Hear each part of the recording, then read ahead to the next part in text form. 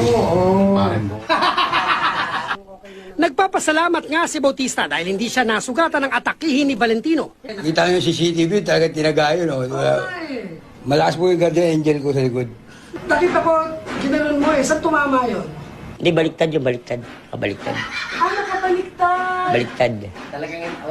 So nanakot ka lang. Ginaya ko lang si Bato sa'yo, binaliktad yung talim. Dito na nadakip ang suspect pero nagmamaang-maangan pa ang kumag. Tulog po ako.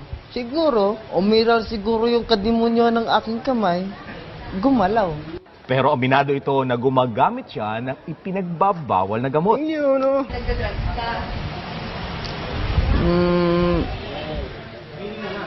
Aamin din naman ako.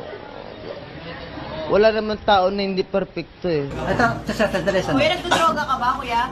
Paano masabi? Tinatanong ko nga eh, nagdodroga ka ba? Inaragtas niyo ako para masigurado niyo. Kuya! Wala akong dapat ikwento sa inyo.